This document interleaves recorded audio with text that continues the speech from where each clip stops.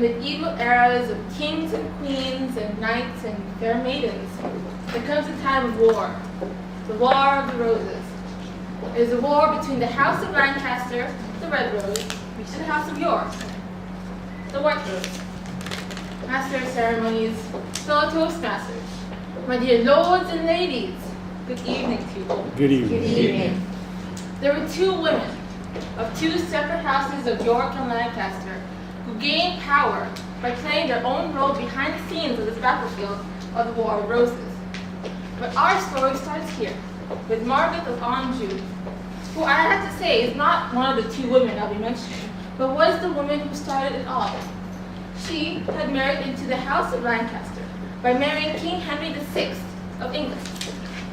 She was also known as the woman who tried to rule the kingdom without a king, while the king was indisposed or unable to rule, when she wasn't supposed to. At that time, it was the Lord Protector, or as to say now, the British heads of state. In this case was Richard of York. It was his duty to rule the kingdom in the king's absence. Basically, he got kind of mad at what Margaret was trying to do and started a war. This is basically how the war between the House of Lancaster and the Yorks started. They marched their armies into the first battle of this War of Roses called the Battle of St. Albans. Richard of York had marched out of this battle victorious, captured King Henry VI, and left Margaret of Anjou to flee back to France, where she came from, into exile. Years had passed. Richard of York had died, and he left his eldest son, Edward, to succeed him. Edward later on got crowned King Edward IV of England. During his reign, he secretly married a commoner, our first main woman, Elizabeth Woodville. Elizabeth Woodville was originally from the House of Lancaster, but then switched sides to the House of York after her marriage. When she was recognized as the king's wife, she rose to power from becoming a commoner to becoming the Queen of England. She stood by her king's side, advised him, persuaded him, and even ordered him around a little bit during their marriage and during multiple rebellions and battles. She was loved by many citizens of their kingdom. During this time, our second main woman, Margaret Beaufort, who was from the House of Lancaster, had a son, Henry Tudor, who was apparently the rightful heir to the throne of England, who was supposed to be next in line after Henry VI until it was taken away from him by Edward IV.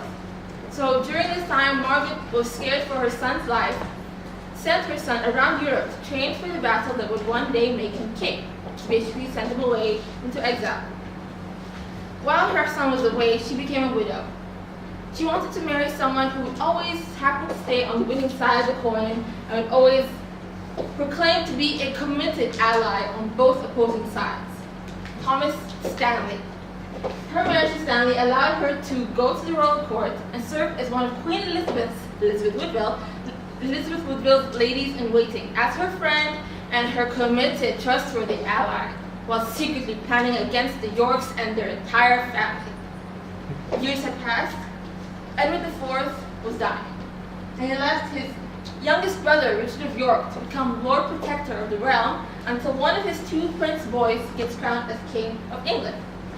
Richard of York gained this power and used his authority to capture these two princes and lock them up in the Tower of London.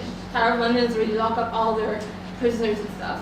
So he locked them up there for protection until the eldest prince boy gets crowned as King of England. They're basically waiting for the coronation.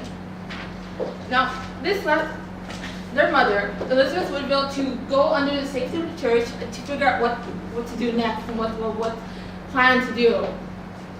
While the princes were locked up in the tower, the king, Lord Protector Richard's wife, Anne Neville, had managed to convince her husband to proclaim the marriage between Elizabeth Woodville and Edward IV invalid since it was secret, making those two prince boys illegitimate and ineligible to claim the throne of England, which left Richard of Gloucester to become the rightful heir to the throne of England. Shortly after, Richard crowned himself and his wife King and Queen of England, and you would never guess who was carrying his wife's coronation trail behind her. It was none other than Margaret Beaufort, pretending to be a trustworthy ally while secretly planning against her friends. Now, Elizabeth Woodville wanted so desperately to get her sons out of the Tower of London, assorted Margaret Beaufort to help in exchange for her eldest daughter, also named Elizabeth, let's call her Elizabeth of York, to marry Margaret's only son, Henry Tudor. The plan to get the princess out of the tower was executed, but unfortunately failed, leaving the princess to either be dead or lost. No one really knew what happened to them. They just went missing. So this left Elizabeth Woodville in a terrible place, leaving herself to do nothing but hope for her future son-in-law to win this battle of the War of Roses.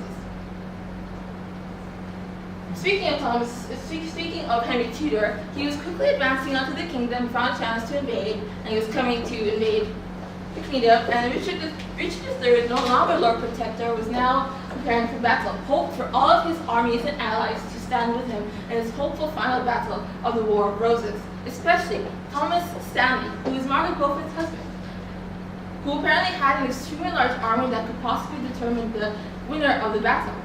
And since we all know Thomas Stanley was never a trustworthy ally of both sides of the York and Lancaster, he stood at the top of the hill and watched as the battle at Bosworth Field went on.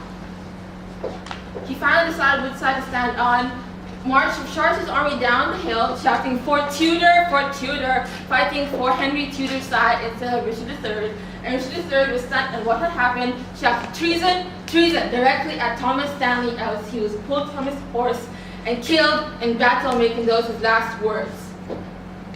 Henry Tudor obviously won the battle and got crowned King Henry VII of England. Now these two women, who wanted nothing more but power, safety, and to be loved, I believe had ended this War of Roses by aligning those two houses of York and Lancaster with the marriage of Elizabeth of York and Henry Tudor to start this Tudor dynasty, which ended after a few years. Thank you. Back to you.